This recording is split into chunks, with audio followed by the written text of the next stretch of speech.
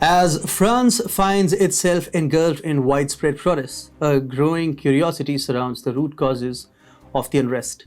President Emmanuel Macron's controversial pension reform seems to be the tipping point.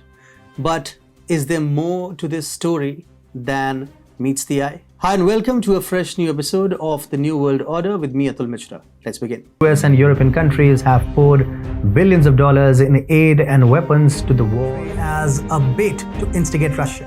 After Sweden and Finland ditched NATO, it is that in the army general.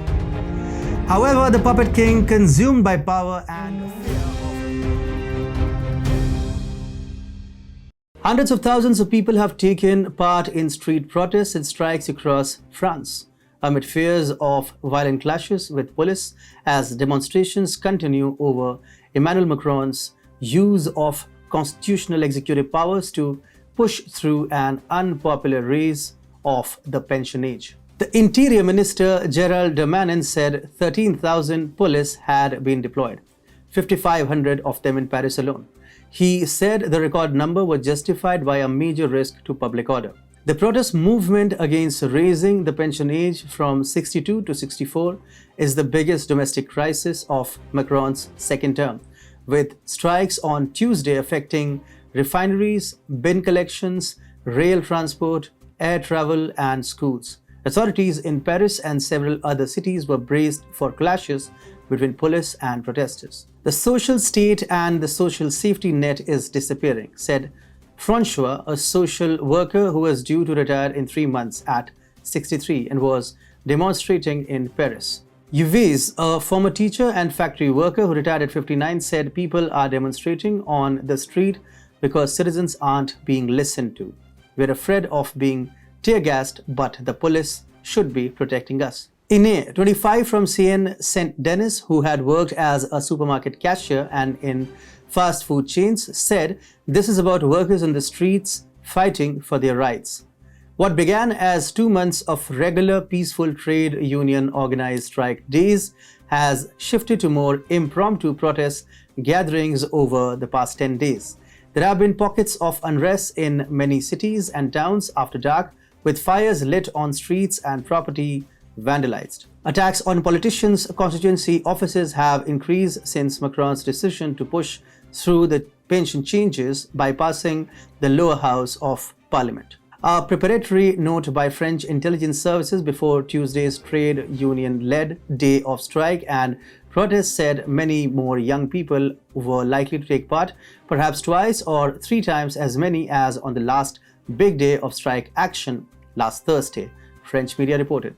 Many young people at first didn't feel affected by the pensions changes but joined the movement last week, indignant at the use of executive power contained in Article 49.3 of the Constitution to bypass Parliament, after the government feared it would not get enough votes. Authorities are expecting clashes and violence similar to last Thursday's coordinated strike day, when bus stops, newspaper kiosks, and traffic lights were smashed in Paris and hundreds of fires lit on pavements amid running clashes with police. The crisis has intensified because of controversy over policing tactics, with lawyers complaining of arbitrary arrests, injuries, and heavy-handedness during crowd control.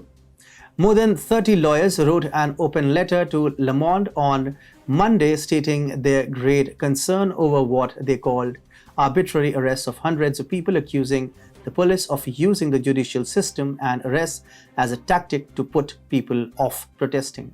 Macron has unequivocally said that he will not back down. On March 24th, Macron gave a much-expected interview to explain the situation and the way forward. He said that he would not yield to violence and that he was now waiting for the Constitution Council's final decision on the reform, which it should announce by the end of April.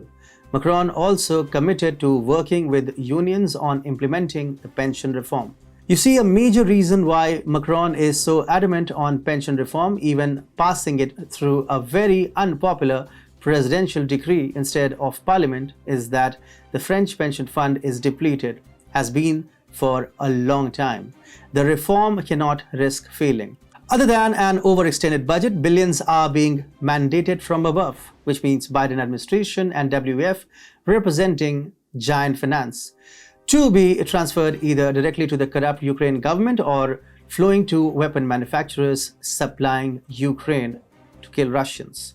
France is also facing shortages of munitions as it continues to aid Ukraine in its war against Russia.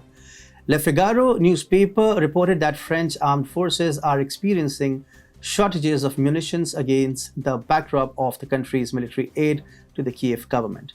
The report quoted two French lawmakers who said that the ground forces in France are facing shortages of 155mm munitions used in howitzers and artillery cannons. French lawmakers Julien Rancoul and Vincent Brou compiled a report about the country's ammunition reserves, outlining the reasons for reassessing stocks of ammunition. Kiev's increasing appetite for arms and ammunition has depleted the NATO stockpiles, forcing the member countries to increase production of arms. The resources of France have been severely impacted by these ongoing aid payments to Ukraine. Because of this reality, Macron is attempting to reduce government spending in other areas. Simply put, Macron is eliminating assistance programs for the country's poor and marginalized citizens rather than limiting the ongoing waste of France's national budget on a war it has already lost in Ukraine. The poor people of France are writing the check for the billions of dollars in charity that are being transferred to Ukraine. Why shouldn't the French protest against such apathy by the administration? The French are also thus protesting against NATO. A majority of French would like to leave NATO, as was the case when President de Gaulle quit NATO in 1967. It was only in 2009 that France rejoined NATO under then-President Nicolas Sarkozy, who is a scholar of Klaus Schwab's WEF and desires to be seen as a torchbearer of liberal institutionalism. There might be a moral obligation to support other countries in need, but the primary responsibility of governments should be to ensure the well-being and prosperity of their own citizens. France is already struggling with issues such as poverty, unemployment, and inequality, and diverting resources to Ukraine can exacerbate these problems. As former British Prime Minister Margaret Thatcher once said, "No nation can be really great if it ignores the needs of its own people in their own land."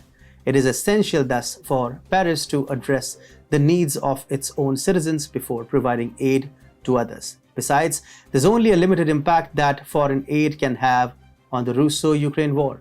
While aid can provide short-term relief, it is not enough to address the underlying structural problems that Kiev faces. Macron should therefore listen to the needs of his own countrymen and reach a compromise as soon as possible. Else, it would only be a matter of time that these protests escalate and script an end of Macron's political career.